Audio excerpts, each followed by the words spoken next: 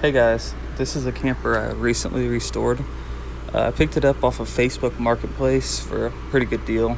It is a 2004 Springdale fifth wheel camper.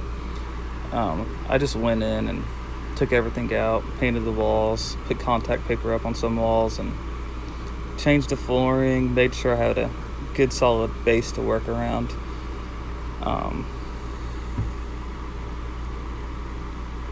It's in great condition.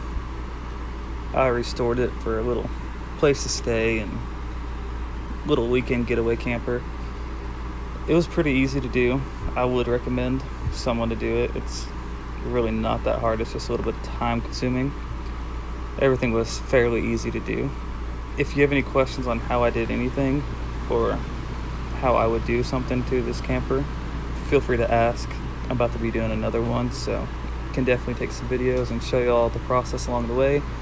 I redid the slide out trim a couple weeks ago just because the other stuff was getting old and thought it looked good.